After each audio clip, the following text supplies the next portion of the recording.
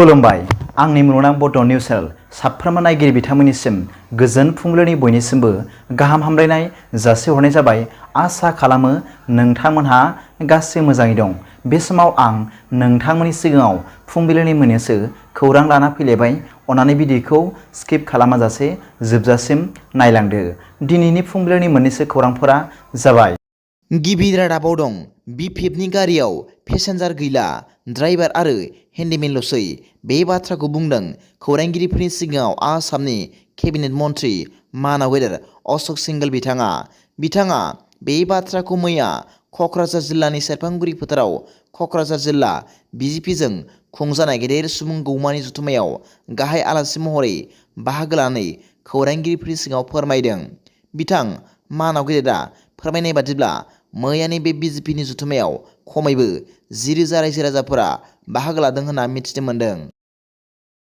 नैथि रादाबाव दं सासे ड्राग्स फालांगिरिखौ हमनो मोन्दों।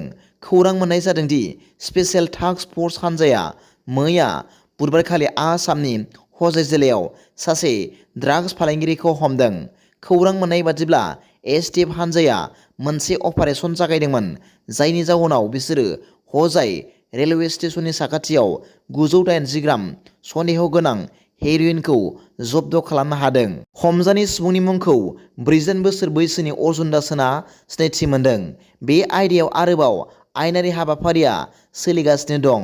बे समावनो गुबुन मोनसे जाथायाव गुवाहाटीनि आलुबारि ओनसोलाव 62.50 ग्राम सन्देह गोनां हेर'इनजों लोगोसे सासे 18 बोसोर बैसोनि सेंग्राखौ पुलिसआ खादों।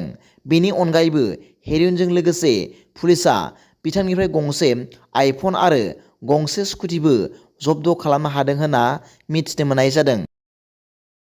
थामथि रादाबाव दं टेट उथ्रिसारनाय टिका हिसाबै मावनाय फोरोंगिरिफोरा सोमावसारदों।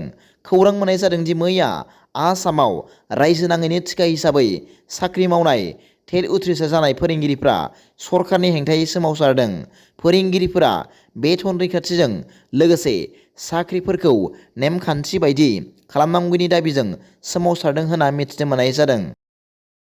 ब्रैथि रादाबाव दं आसाम सोरखारा 1.5 लाख रां राननानै होगोन। खौरां मोनदों दि बिहु फालिनायजों लोगोसे हारिमुआरि हाबाफारि खुंफुंनो थाखाय गनायथि मासुल लानायनि उनाव आसाम सोरखारा दा फोसावदों दि बिहु फोरबोखौ खुंफुंनो थाखाय बिहु कमिटिफोरनो रां होगोन। बे बाथ्राखौ आसामनि गिबि मन्त्रि मानावेदर डक्टर हिमन्त बिश्व शर्मा बिथाङा फोसावनानै बुंदों दि रायजो सोरखारा गासैबो बिहु फालिथाय आफादफोरनो 1.5 लाख रां हिसाबै राननानै होगोन।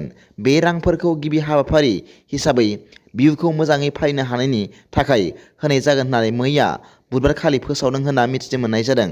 बिथां गिबि मन्थ्रिया फोरमायना बुंदों, जोंनि सरकारनि हाबाफारिनि बाहागो महरै आसाम सोरखारा दायो बिहु फोरबोखौ खुंफुंनो थाखाय बिहु कमिटिनो 1.5 लाख रां होदों।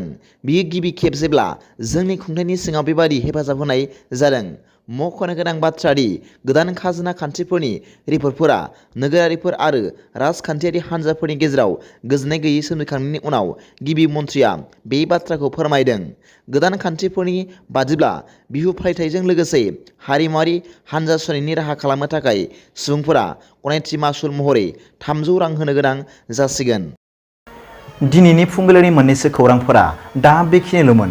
भिडिअखौ मोजां मोनदोंब्ला आंनि बे मुलुगनां बड' निउस चेनेलखौ अन्नानै साबस्क्राइब खालाम आरो बेल आइकनआवबो थुनानै ला, जाहाथे आं गोदान निउस आपडेट लानानै फैब्ला नोंथांनियाव सिगांग्रो नटिफिकेसन सौहैयो। दा बेलासिनि रादाबाव नोंथांमोनखौ आंनि बे चेनेलाव गासैखौबो बरायहरनाय जाबाय। गोजोन्थों। एसेनोसै। जै बर' हारिनि जै।